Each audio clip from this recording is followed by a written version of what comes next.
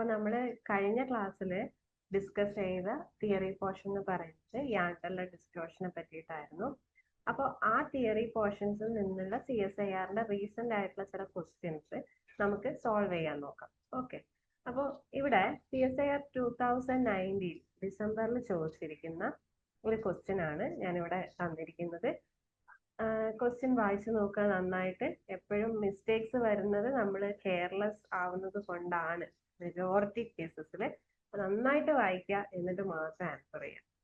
ഒന്നാമത്തെ question, for the complexes nickel H2O6 time 2+ തന്നിട്ടുണ്ട്, manganese H2O6 time 2+ തന്നിട്ടുണ്ട്, chromium H2O6 time 3+ തന്നിട്ടുണ്ട്, titanium H2O6 time 3+ തന്നിട്ടുണ്ട്. എന്നിട്ട് ഇവിടെ ചോദിച്ചിരിക്കുന്നത് the ideal octahedral geometry will not be observed in A and D, C and D, B only and D only. Okay, ഇനി ഞാനിതിവിടെ solve ചെയ്യാണ്. നിങ്ങൾ ജസ്റ്റ് ശ്രദ്ധിക്കാം. കോംപ്ലക്സ് തന്നിരിക്കുന്ന കോംപ്ലക്സുകൾ ഏതൊക്കെയാണ് എന്നുള്ളത് നോക്കാം.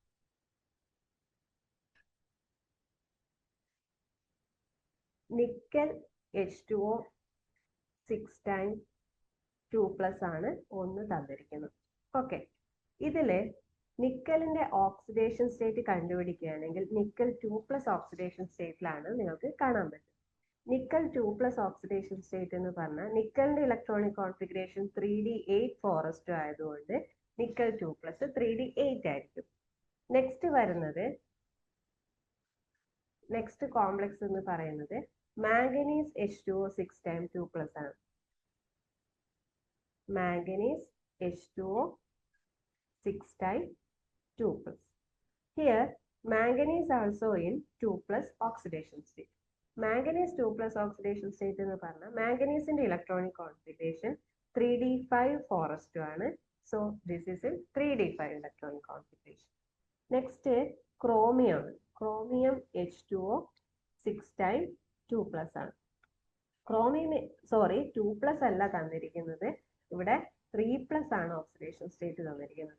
ക്രോമിയം 3+ ഓക്സിഡേഷൻ സ്റ്റേറ്റ് എന്ന് പറഞ്ഞാൽ ക്രോമിയത്തിന്റെ ഇലക്ട്രോണിക് കോൺഫിഗറേഷൻ 3D5 4S1 ആണ്. ഒരു ഡിഫറെന്റ് ഓക്സിഡേഷൻ സ്റ്റേറ്റ് ആണ്, കാരണം ഇലക്ട്രോണിക് കോൺഫിഗറേഷൻ ആണ്, കാരണം ഹാഫ് ഫീൽഡ് സ്റ്റെബിലിറ്റി ആണ് ഇതിന്റെ റീസൺ. 3D4 4S2 എന്ന് എഴുതുന്നതിന് പകരം 3D5 4S1 എന്ന് എഴുതാൻ കാരണം ഹാഫ് ഫീൽഡ് സ്റ്റെബിലിറ്റി കാരണമാണ്. സോ എത്ര വരും ഇവിടെ? 3D ക്രോമിയം 3+ അല്ലേ, 3D എത്ര വരും? 3D3 ആണ് ഇതിന്റെ ടോട്ടൽ ഇലക്ട്രോൺസ് വരും. സോറി,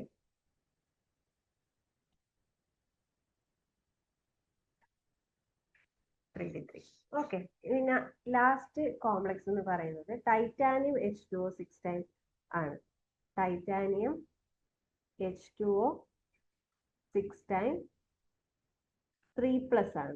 ടൈറ്റാനിയം H2O6 ടൈം 3+ എന്ന് പറഞ്ഞാൽ titanium is in 3+ oxidation state. കഴിഞ്ഞ ക്ലാസ്സിൽ നമ്മൾ കണ്ടിരുന്നു 3D1 ആണ് അതിന്റെ ഇലക്ട്രോണിക് കോൺഫിഗറേഷൻ വരുന്നത്. അപ്പൊ നിങ്ങൾ ഇലക്ട്രോണിക് കോൺഫിഗറേഷൻ കറക്റ്റ് പഠിക്കുന്ന ഒരാൾക്ക് കൃത്യമായിട്ട് ഇത് സംഭവം കിട്ടും.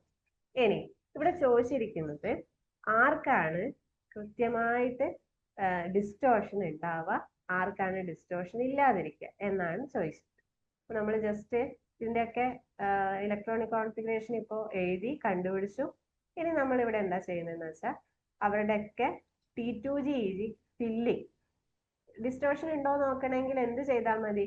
അതിന്റെ high spin low spin electronic configuration T2G represent ചെയ്ത് അതിന്റെ സിമെട്രി നോക്കിയാൽ മതി എന്ന് ഞാൻ കഴിഞ്ഞ ക്ലാസ്സിൽ പറഞ്ഞിട്ടുണ്ട്.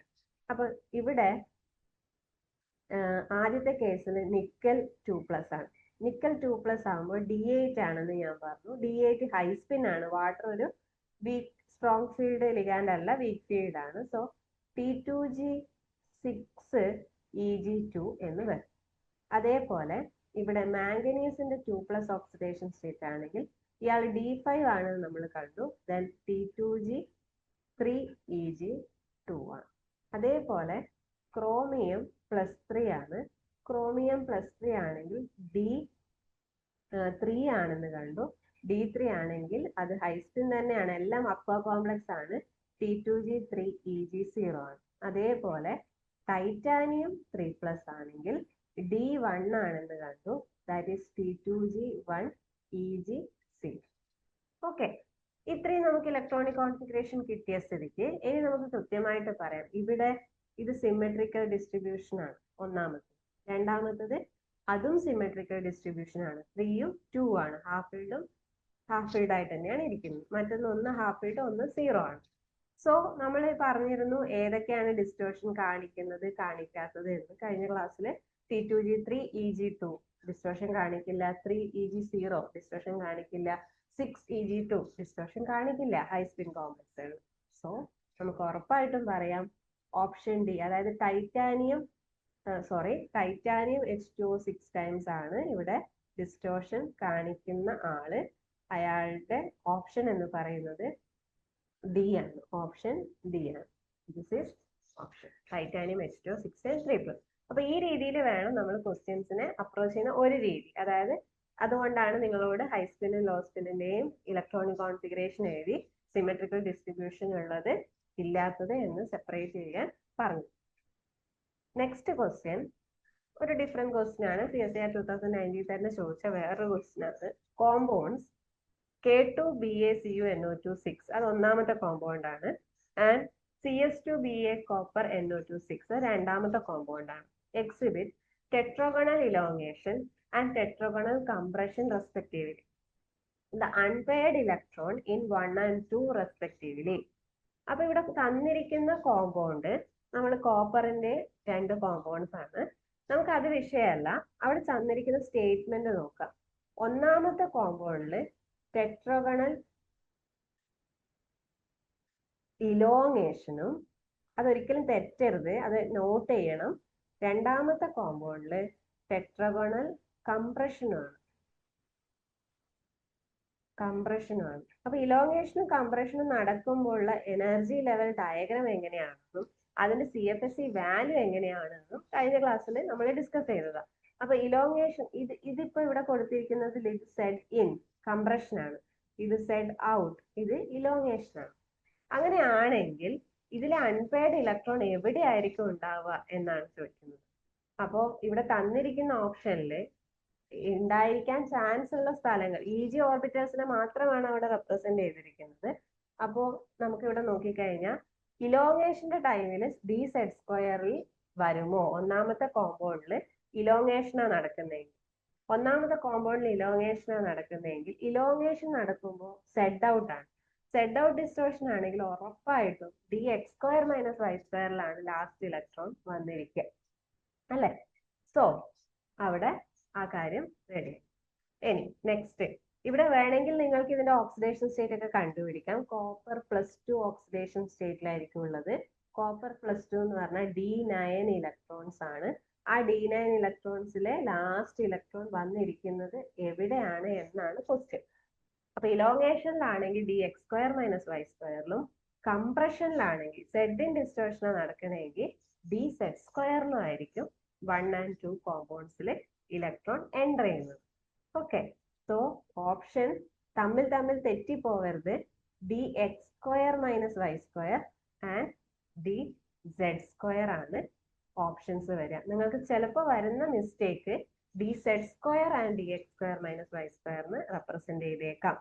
അത് നിങ്ങൾ ഇവിടെ എഴുതി വെച്ച് കഴിഞ്ഞാൽ tetragonal elongation and tetragonal compression correct ആയിട്ട് 1, 2 എന്ന് എഴുതി വെച്ചാൽ ഇലോങ്ങേഷനിൽ DX² - Y² ആണ് ലാസ്റ്റ് ഓർബിറ്റൽ എന്നും കംപ്രഷനിൽ DZ² ആണ് ലാസ്റ്റ് ഓർബിറ്റൽ എന്നും പിടുത്തം കിട്ടും. അപ്പൊ നിങ്ങൾക്ക് തെറ്റില്ല. സോ സെക്കൻഡ് വൺ ആണ് കറക്റ്റ് ആൻസർ. ഓക്കെ, അപ്പൊ ഇത് വേറൊരു ടൈപ്പ് ഓഫ് അപ്രോച്ച് ആണ്. നമ്മൾ പഠിച്ച ആ ഡയഗ്രത്തിനെ ബേസ് ചെയ്തിട്ട് ഓക്സിഡേഷൻ സ്റ്റേറ്റ് കണ്ട് എത്ര ഇലക്ട്രോൺ ആണെന്ന് മനസ്സിലാക്കി ഇലക്ട്രോൺസ് ഒക്കെ ഫില്ല് ചെയ്ത് വരുമ്പോൾ 9 ഇലക്ട്രോൺസ് ഫില്ല് ചെയ്ത് വരുമ്പോൾ ലാസ്റ്റ് ഇലക്ട്രോൺ വരുന്നത് ഒന്നില് DZ² ഒന്നില് X² - Y². അപ്പൊ ഇലോങ്ങേഷൻ നടക്കുന്ന ആളില് X² - Y², കംപ്രഷൻ നടക്കുന്ന ആളില് Z² വരും എന്നുള്ള ഒരു കൺസെപ്റ്റ് ആണ് ഇവിടെ വളരെ ഈസി ആയിട്ട് ചോദിച്ച ഒരു ക്വസ്റ്റ്യൻ. ഓക്കെ, നെക്സ്റ്റ് കൺസിഡർ, ഇത് സിഗ്മ ബോണ്ടിങ് എന്നാണ്, consider sigma bonding only in the MO diagram of A metal complex with trigonal bipyramidal geometry. The d orbitals which remain non-bonding are. ഇത് CSIR net December 2020 Pondicherry സെറ്റിൽ നടത്തിയ ആ ഒരു എക്സാമിൽ ചോദിച്ച ഒരു question ആണ്. സിഗ്മ ബോണ്ടിങ് മാത്രമാണ് നമ്മൾ കൺസിഡർ ചെയ്യുന്നതെങ്കിൽ, ഓക്കെ, MO ഡയഗ്രം ഏതിന്റെ? ട്രൈഗണൽ ബൈപിരമിഡ്. ഞാനിവിടെ ഓൾറെഡി ഇത് സോൾവ് ചെയ്യാൻ എളുപ്പത്തിന് MO ഡയഗ്രം, നിങ്ങളെ പഠിപ്പിച്ച MO ഡയഗ്രം ഇവിടെ ഒന്നുകൂടെ എടുത്ത് വെച്ചിട്ടുണ്ട്. പക്ഷെ എക്സാമിന് അങ്ങനെ എടുത്തു വെക്കാൻ നമ്മുടെ കയ്യിൽ ഉണ്ടാവില്ല, നമ്മൾ പഠിച്ചിട്ട് പോകണം. DXZ DYZ ആണ് ഏറ്റവും താഴെ. അതിന്റെ റീസൺ ഒക്കെ കഴിഞ്ഞ ക്ലാസ് പറഞ്ഞതാ. DXY പിന്നെ വരും, DX² - Y² പിന്നീട് വരും, DZ² ആണ് പിന്നീട് വരും. അപ്പൊ സിഗ്മ ബോണ്ടിങ് നടക്കണമെങ്കിൽ നിങ്ങൾക്കറിയാം സിഗ്മ ബോണ്ടിങ് എന്ന് പറയുന്നത് എന്ത് ടൈപ്പ് ബോണ്ടിങ് ആണ്? Okay, lateral and axial overlapping. അപ്പൊ സിഗ്മ ബോണ്ടിങ് എന്ന് പറയുന്ന ബോണ്ടിങ്ങിൽ ഇൻവോൾവ് ചെയ്യുന്ന ആൾക്കാർ എന്ന് പറയുന്നത് ഒന്ന് DX² - Y² ആണ്, മറ്റൊന്ന് DZ² ആണ്. ഓക്കെ, അപ്പൊ DZ² DX² - Y² ഒരിക്കലും സിഗ്മ ബോണ്ടിങ് മാത്രം കൺസിഡർ ചെയ്യുന്ന സമയത്ത് നോൺ ബോണ്ടിങ് ആയിട്ട് ഇരിക്കില്ല. അവർ ബോണ്ടിങ്ങിൽ എന്നും അതിന്റെ സിമെട്രീനെ ബേസ് ചെയ്തിട്ടാണ് ഇത് ക്വസ്റ്റ്യൻ വന്നിരിക്കുന്നത്. DZ² സിമെട്രിയും DX² - Y² സിമെട്രിയും നോക്കിക്കഴിഞ്ഞാൽ ഈ d ഓർബിറ്റൽസ് ഒരിക്കലും നോൺ ബോണ്ടിങ് ആയിട്ട് ഇരിക്കുക, സിഗ്മ ബോണ്ടിങ്ങിൽ ഇൻവോൾവ് ചെയ്യുന്ന ആൾക്കാരാണ്. സിഗ്മ ബോണ്ടിങ്ങിൽ ഇൻവോൾവ് ചെയ്യാതെ നോൺ ബോണ്ടിങ് ആയിട്ട് ഇരിക്കുന്ന ആൾക്കാർ ആരൊക്കെയാണ് എന്നാണ് ക്വസ്റ്റ്യനിൽ വന്നിരിക്കുന്നത്. നിങ്ങൾ DXZന്റെയും DYZന്റെയും ജോമെട്രി നോക്കുകയാണെങ്കിൽ, d ഓർബിറ്റലിന്റെ ജോമെട്രി നോക്കുകയാണെങ്കിൽ, സിമെട്രി നോക്കുകയാണെങ്കിൽ അവരൊരിക്കലും സിഗ്മ ബോണ്ടിങ് ഇൻവോൾവ് ചെയ്യില്ല എന്നുള്ളത് നിങ്ങൾക്ക് മനസ്സിലാവും. ഓക്കെ, അപ്പൊ ഇതിന്റെ ഓപ്ഷൻ എന്ന് പറയുന്നത് ഓപ്ഷൻ 2 ആണ്, DXZ ആൻഡ് DYZ. ബാക്കി എല്ലായിടത്തും DZ² DX² - Y² കടന്നു വന്നിട്ടുണ്ട്. സോ ആക്സിയൽ ഓവർലാപ്പിംഗ് നടക്കുന്ന സമയത്ത് നമുക്ക് ഒഴിവാക്കേണ്ട ആൾക്കാരാണ് DXZ DYZ. ലാറ്ററൽ ഓവർലാപ്പിംഗ് ആണ് അവർ പ്രിഫർ ചെയ്യുന്നത്. ഓക്കെ, കോവാലൻ ബോണ്ടിങ് ഒക്കെ വരുമ്പോഴാണ് ഇത്തരം ഓർബിറ്റൽസ് ഇൻവോൾവ് ചെയ്യുന്നത്. അതിനെ ബേസ് ചെയ്തിട്ടുള്ള, എന്നാൽ യാൻഡലറിന്റെ ഒരു MO ആ ഒരു കൺസെപ്റ്റും കൂടെ മിക്സ് ചെയ്തിട്ടുള്ള ഒരു ക്വസ്റ്റ്യൻ ആയിരുന്നു. ഓക്കെ, വേറൊരു ക്വസ്റ്റ്യൻ എന്ന് പറയുന്നത് which pair of electronic configuration will prefer tetragonally compressed octahedral geometry? Tetragonally compressed ആയിട്ടുള്ള ഒക്ടാഹെഡ്രൽ ജോമെട്രി കാണിക്കുന്ന ആൾക്കാർ ആരൊക്കെ? അപ്പൊ ടെട്രഗണലി കംപ്രസ്ഡ് എന്ന് പറഞ്ഞാൽ നമ്മൾ നേരത്തെ D1 കണ്ടു. D1ല് Z ഇൻ ഡിസ്റ്റോർഷൻ ആണ് നമ്മൾ കണ്ടുപിടിച്ചത്. അതേപോലെ D2 കണ്ടു കഴിഞ്ഞാൽ D2 കണ്ടു കഴിഞ്ഞാൽ നമുക്ക് നോക്കാം. D2 എന്ന് പറയുമ്പോൾ ഇവിടെ ഒന്നാമത്തതില് നമ്മള് 1, ഇവിടെ 1 ഇലക്ട്രോൺ. അപ്പൊ Z ഇൻ ഡിസ്റ്റോർഷൻ ആണെന്ന് കണ്ടു. D1ല് 2/3 Δ1. അടുത്ത ഇലക്ട്രോൺ പോകുന്നത് എങ്ങോട്ടാ? ഇവിടെ ആണെങ്കിൽ D2 ആവുമ്പോൾ ഇവിടത്തേക്ക് പോകും ഒരു ഇലക്ട്രോൺ. ഇവിടത്തേക്ക് ഇതിലാണെങ്കിൽ ഇത് Z ഇന്നും ഇത് Z ഔട്ടും ആണ്. ഇനി ഇവിടത്തേക്ക് ഒരു ഇലക്ട്രോൺ, D2ലാവുമ്പോൾ ഇവിടത്തേക്ക് ഒരു ഇലക്ട്രോൺ, ഇതിലേക്ക് ഒരു ഇലക്ട്രോൺ. സോ നമ്മൾ നോക്കുകയാണെങ്കിൽ ഇവിടുത്തെ CFSE വാല്യൂ നിങ്ങൾ കാൽക്കുലേറ്റ് ചെയ്ത് കഴിഞ്ഞാൽ, D2ന്റെ കേസ് ആണ് പറയുന്നത്, CFSE കാൽക്കുലേറ്റ് ചെയ്ത് കഴിഞ്ഞാൽ Z ഇൻ ഡിസ്റ്റോർഷനിലാണെങ്കിൽ 2/3 Δ1 മൈനസ് 1/3 Δ1. CFSE കാണാൻ നിങ്ങൾക്ക് അറിയാമെന്ന് കരുതുന്നു. 0.4ഉം 0.6ഉം ഒക്കെ വെച്ചിട്ട് ക്രിസ്റ്റൽ ഫീൽഡ് എനർജി കാൽക്കുലേറ്റ് ചെയ്യുന്നുണ്ടല്ലോ നിങ്ങൾ. അതേപോലെ തന്നെയാണ് ഇവിടെയും കാണേണ്ടത്. ഇനി D2ല് Z ഔട്ടിന്റെ കാര്യത്തില് ഇത് 2/3 Δ1 തന്നെയാണ്. അതായത് ഈ 1/3 Δ1ഉം 1/3 Δ1 ആഡ് ചെയ്ത് കഴിഞ്ഞാൽ Z ഔട്ടില് 2/3 Δ1. അപ്പൊ ഹയർ വാല്യൂ ആർക്കാ? D2ല് Z ഔട്ട് ആണ് ഹയർ വാല്യൂ. ഓക്കെ, അതുകൊണ്ട് അത് കംപ്രഷൻ കാണിക്കില്ല. ഓക്കെ, കംപ്രഷൻ കാണിക്കില്ല, Z ഔട്ട് ആണ് കാണിക്കുക. D2 always prefer Z out. അപ്പൊ നമുക്ക് 3 ഓപ്ഷൻ അവിടെ നിന്ന് നിങ്ങൾക്ക് എലിമിനേറ്റ് ചെയ്യാം. ഒന്ന് D1 D2 D2 ഉണ്ട്, D2 D5 D2 ഉണ്ട്, D2 D6 D2 ഉണ്ട്. ഇതൊക്കെയും ഇത് മാച്ച് ആവില്ല, കംപ്രഷൻ അല്ല കാണിക്കുക.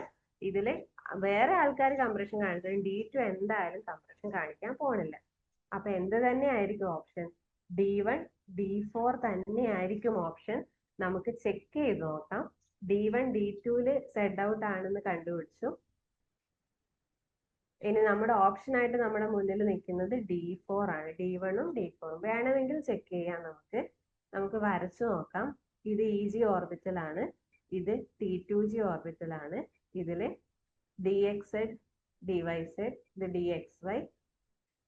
ഇവിടെ ആണെങ്കിൽ ഇത് DXY, ഇത് DXZ, ഇത് DYZ. ഇവിടെയാണ് ഇത് DXY, ഇത് DXZ ഉം ഇത് DYZ. മുകളിലത്തത് കേസിലാണെങ്കിൽ 2 ലെവൽസ് ഉണ്ട്. അവിടെ നമുക്ക് D4ന്റെ കാര്യം ആയതുകൊണ്ട് ഇത് അത്ര ആവശ്യം വരുന്നില്ല. ഇവിടെ DX² - Y², ഇവിടെ DZ², ഇവിടെ DZ², ഇവിടെ DX² - Y². ഇത് Z ഔട്ട് ആണ്, ഇത് Z in ആണ്.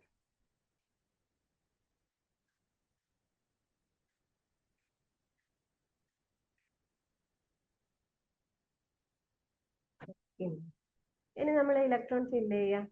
D4 അല്ലേ, 4 ഇലക്ട്രോൺസ് ആണ്.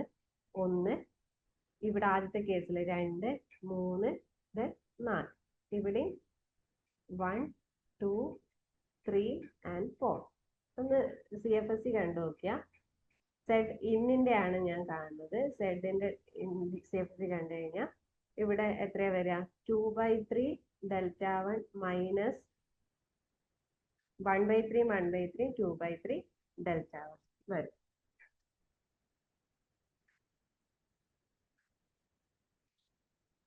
സോറി, ഇത് 4/3 ആണ്. 2 ഇലക്ട്രോൺ ഉണ്ട് ഇവിടെ, ശ്രദ്ധിക്കണം. ഇവിടെ 2 ഇലക്ട്രോൺസ് ഉണ്ട്. അപ്പൊ 4/3 Δ1 മൈനസ് 2/3 Δ1. ഇനി സെഡ് ഔട്ടിന്റെ കേസിലാണെങ്കിൽ വരിക 1 2 3 വന്നു. അപ്പൊ 3/3, 1ന് 1/3 Δ1 ആണ്. അപ്പോ 3 ഇലക്ട്രോൺ വരുന്ന സമയത്ത് 3/3 Δ1 മൈനസ് 2/3 Δ1 വരും. That is equal to 1 minus 2/3, 1/3 Δ1 വരും. സെഡ് ഔട്ടിൽ 1/3 Δ1ഉം ഇവിടെ 2/3, 4/3 Δ1 2/3 Δ1 മിനിമൈസ് ചെയ്ത് കഴിഞ്ഞാൽ 2/3 Δ1. സോ നമുക്ക് ഉറപ്പിച്ച് പറയാം D1 and D4 shows Z in distortion. അത് തന്നെയാണ് ക്വസ്റ്റ്യൻ ചോദിച്ചിരിക്കുന്നത്. ഇലോങ്ങേഷൻ അല്ല, compression. Which pair of electronic configuration will prefer tetragonally compressed octahedral geometry എന്നുള്ളതാണ് കാണിച്ചിരിക്കുന്നത്. അപ്പോൾ ഇതിന്റെ ആൻസർ ആയിട്ട് വരുന്നത് D1 and D4 ആണ്. അപ്പൊ D2 അല്ല എന്ന് അറിഞ്ഞപ്പോൾ തന്നെ നമുക്ക് ആൻസർ കിട്ടി. നമ്മൾ വീണ്ടും ഒന്ന് ചെക്ക് ചെയ്ത് നോക്കി എന്ന് മാത്രം. ഇതുപോലെ നിങ്ങൾക്ക് എല്ലാത്തിൻ്റെയും CFSE വാല്യൂ കാൽക്കുലേറ്റ് വെച്ച് അസൈൻമെന്റ് ആയിട്ട് നിങ്ങൾ ചെയ്യുകയാണെങ്കിൽ നിങ്ങൾക്ക് വളരെ ഈസി ആയിട്ട് ഒരു പ്രോബ്ലം വരുമ്പോൾ തെറ്റ് കൂടാതെ ഈ CFSE കാൽക്കുലേറ്റ് ചെയ്യാൻ പറ്റും. ഓക്കെ, ദെൻ CSIR-ന്റെ 2022 ഒരു ക്വസ്റ്റ്യൻ ആണിത്. ഇതും വളരെ സിമ്പിൾ ആയിട്ട് യാണ്ടല ഇഫക്റ്റ് നന്നായിട്ട് പഠിച്ച ഒരാൾക്ക് വളരെ ഈസി ആയിട്ട് സോൾവ് ചെയ്യാൻ പറ്റുന്നതാണ്. Consider the following molecules. ഒന്ന് MnH2 6 times 3+ ആണ്, മറ്റൊന്ന് നിക്കൽ H2 6 times 2+ ആണ്, മറ്റൊന്ന് VCl4 ആണ്. നേരത്തെ ചോദിച്ച അതേ ടൈപ്പ് ക്വസ്റ്റ്യനാ. Which pair have Jahn Teller distortion? MnH2O 6 times 3+ ആണ് ഒരെണ്ണം. 3+ എന്ന് പറയുമ്പോൾ മാംഗനീസ് 3+, മാംഗനീസ് 3+ എന്ന് പറയുമ്പോൾ D4 electronic configuration. D4 electronic configuration high spin ആണ്. T2G3 EG1 ആണ്. അടുത്തത് നിക്കലിന്റെ കോംപ്ലക്സ് ആണ്. നിക്കൽ H2O 6 times 2+ ആണ്, 2+ ആണ്. ദെൻ നിക്കൽ 2+ ആണ് വരിക. നിക്കൽ 2+ വരുമ്പോൾ D8 ആണ് വരിക. That is T2G6 Eg2 high spin ആണ്.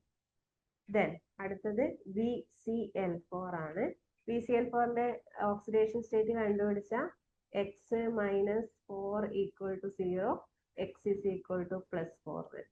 ഓക്കെ, Cl മൈനസ് ആണ്, നെഗറ്റീവ് ചാർജ് ആണ്. അപ്പൊ 4 ലിഗാൻസിന് -4 ആയിരിക്കും ചാർജ് വരിക. Then vanadium 4+. വനേഡിയത്തിന്റെ ഇലക്ട്രോണിക് കോൺഫിഗറേഷൻ എന്ന് പറയുന്നത് scandium, titanium, vanadium 3D 3 4s2 ആണ്. ഓക്കെ, അപ്പൊ സ്കാൻഡിയം, ടൈറ്റാനിയം, വനേഡിയത്തിൽ വനേഡിയം 4+ ആണെങ്കിൽ ഇവിടെ 3D1 മാത്രമേ വരൂ. 3D1 നമുക്ക് എങ്ങനെ എഴുതാം? T2G1 Eg0. അപ്പൊ ഹൈലി സിമെട്രിക്കൽ ആയിട്ടുള്ള ഏതാണ് വരിക എന്നുള്ളത് നമുക്ക് ഇതിൽ തന്നെ മനസ്സിലാവും. നിക്കലിന് മാത്രമേ സിമെട്രിക്കൽ ഡിസ്ട്രിബ്യൂഷൻ ഉള്ളൂ. നമ്മളോടുള്ള ക്വസ്റ്റ്യൻ എന്ന് പറയുന്നത് യാൻഡലർ ഡിസ്ട്രിബ്യൂഷൻ കാണിക്കുന്നത് ആരൊക്കെയാണ്? അപ്പൊ മാംഗനീസ് 3+ഉം യാൻഡലർ ഡിസ്ട്രിബ്യൂഷൻ കാണിക്കും. അതേപോലെ വനേഡിയം 4+ഉം യാൻഡലർ ഡിസ്ട്രിബ്യൂഷൻ കാണിക്കും. അപ്പൊ ഇതിന്റെ ആൻസർ എന്ന് പറയുന്നത് A and C ഓൺലി എന്നുള്ളതാണ്. ഓക്കെ, അപ്പൊ അങ്ങനെയുള്ള സിമെട്രിക്കൽ ഡിസ്ട്രിബ്യൂഷൻ വളരെ ഈസി ആയിട്ട് നമുക്ക് ഇലക്ട്രോണിക് കോൺഫിഗറേഷൻ അറിയുന്ന ഒരാൾക്ക് വളരെ ഈസി ആയിട്ട് കണ്ടുപിടിക്കാം. അതിൽ നിന്ന് നമുക്ക് ആൻസറിലേക്ക് വളരെ ഈസി ആയിട്ട് എത്താനും പറ്റും. Next, for trigonal bipyramidal coordination complex ML5, the correct point group symmetry and the order of energy of 3D orbital in that crystal field. അപ്പോൾ ഞാൻ നേരത്തെ ട്രയഗണൽ ബൈപിരമിഡിന്റെ വേറൊരു ക്വസ്റ്റ്യനും നമ്മൾ ആൻസർ ചെയ്തു. 2019 ഒരു ക്വസ്റ്റ്യൻ. ഇത് വേറൊരു രീതിയിൽ ചോദിച്ചു. നമുക്കിവിടെ ജോമെട്രിന്റെ കാര്യത്തിൽ കൺഫ്യൂഷൻ ഒന്നും വേണ്ട, കാരണം D3H ആണ് എന്നുള്ളത് എല്ലായിടത്തും സിമിലർ. അപ്പൊ ട്രയഗണൽ ബൈപിരമിഡിൽ ജോമെട്രി അറിയാത്ത ഒരാൾക്കും ആൻസറിലേക്ക് എത്താൻ ഇത് മാത്രം അറിഞ്ഞാൽ മതി. അതായത് എന്താണ് ഇതിന്റെ എനർജി ലെവൽ. അപ്പൊ നമ്മൾ ട്രയഗണൽ ബൈപിരമിഡൽ എന്ന ജോമെട്രി ആലോചിക്കുക. അതിലെ ആക്സിയൽ ലിഗാൻഡും ഇക്വിറ്റോറിയൽ ലിഗാൻഡിന്റെയും ഒരു രീതി എങ്ങനെയാണ് അതിന്റെ അറേഞ്ച്മെന്റ്സ് വരുന്നത്. അങ്ങനെയെങ്കിൽ ആ എംഒ ഡയഗ്രം എങ്ങനെയായിരിക്കും എന്നത് കഴിഞ്ഞ ക്ലാസ് പറഞ്ഞതാണ്. സോ D(z²) ആണ് ഏറ്റവും കൂടുതൽ എനർജി. ദെൻ x² - y² xയും ഒരേ എനർജിയാണ്. ഏറ്റവും ലാസ്റ്റ് വരുന്നത് dxz dyz ആണ്. ഓക്കെ, അപ്പൊ അതാണ്, അതിനെ ബേസ് ചെയ്തിട്ട് തന്നെയാണ് വീണ്ടും ഫെബ്രുവരി 2022 ഒരു ക്വസ്റ്റ്യൻ ചോദിച്ചത്. അപ്പൊ ഇപ്പൊ ഞാൻ ആ 6 ക്വസ്റ്റ്യൻസ് ഡിസ്കസ് ചെയ്തു. അതെല്ലാം റീസെന്റ് ആയിട്ടുള്ള ക്വസ്റ്റ്യൻസ് ആണ്. അതിൽ 2 ക്വസ്റ്റ്യൻ നിങ്ങൾക്ക് അറിയാം. യാൻഡലർ ഡിഫക്റ്റ് കാണിക്കുന്ന, ഡിസ്റ്റോർഷൻ കാണിക്കുന്ന ആളാരാ എന്നായിരുന്നു. അതിന് നമുക്ക് അറിയേണ്ടത് ഇലക്ട്രോണിക് കോൺഫിഗറേഷനും ഓക്സിഡേഷൻ സ്റ്റേറ്റ് കാൽക്കുലേഷനും സിമെട്രിക്കൽ ഡിസ്ട്രിബ്യൂഷൻ എങ്ങനെ എഴുതണം എന്നുള്ളതാണ്. അത് അറിഞ്ഞു കഴിഞ്ഞാൽ നിങ്ങൾക്ക് വളരെ ഈസി ആയിട്ട് അത് ആൻസർ ചെയ്യാം. രണ്ടാമത്തത് MO diagram of square planar, linear, trigonal bipyramidal, square pyramidal, ഇതൊക്കെ അറിഞ്ഞ് കഴിഞ്ഞാൽ ആൻസർ ചെയ്യാൻ പറ്റുന്ന 2 ക്വസ്റ്റ്യൻസ് ഉണ്ട്. പിന്നെ ഒരു ക്വസ്റ്റ്യൻ വന്നത് കംപ്രഷൻ ഇലോങ്ങേഷൻ. 2 ക്വസ്റ്റ്യൻസും അങ്ങനെ തന്നെയായിരുന്നു. Trigonal tetragonal elongation and compression base ചെയ്തിട്ട് 2 ക്വസ്റ്റ്യൻസ് നമ്മൾ ചെയ്തു. അതും വളരെ ഈസി ആയിട്ട് സെഡ് ഇൻ സെഡ് ഔട്ടിന്റെ ക്രിസ്റ്റൽ ഫീൽഡ് എനർജിയും ആ ഡയഗ്രവും പഠിക്കുന്ന ഒരാൾക്ക് വളരെ ഈസി ആയിട്ട് ചെയ്യാൻ പറ്റുന്ന ക്വസ്റ്റ്യൻസ്. അങ്ങനെ 6 ക്വസ്റ്റ്യൻസ് ആണ് CSIRന്റെ previous year recent questions Jahn Teller distortion ഞാൻ സെലക്ട് ചെയ്ത് ഇവിടെ സോൾവ് ചെയ്തത്. ഇതിൽ എന്തെങ്കിലും ഡൗട്ട് ഉണ്ടെങ്കിൽ നിങ്ങൾക്ക് ചോദിക്കാം. വളരെ ഈസി ആയിട്ട് നിങ്ങൾക്ക് ചെയ്യാവുന്നതേ ഉള്ളൂ. പക്ഷെ ഒരു കാര്യം ആലോചിക്കുക, ഞാൻ പറഞ്ഞ ഒരു കാര്യം ചെയ്യുക. യാൻഡലർ ഡിസ്റ്റോർഷൻ പഠിക്കുമ്പോൾ D1 to D10 Z in Z out എഴുതി പഠിക്കുക, വർക്ക്ഔട്ട് ചെയ്യുക. High spin, low spin, symmetry and unsymmetrical distribution of electron എഴുതി വെക്കുക. അത്ര മാത്രം ഉണ്ടായാൽ തന്നെ നമുക്ക് വളരെ ഈസി ആയിട്ട് സോൾവ് ചെയ്യാം, ക്രിസ്റ്റൽ ഫീൽഡ് എനർജി കാൽക്കുലേറ്റ് ചെയ്യാൻ ആവും. ഓക്കെ, ഇത്രയേ ഉള്ളൂ. Thank you. അപ്പൊ എന്തെങ്കിലും ഡൗട്ട് ഉണ്ടെങ്കിൽ കോണ്ടാക്ട് ചെയ്യുക, ചോദിക്കുക. All the best.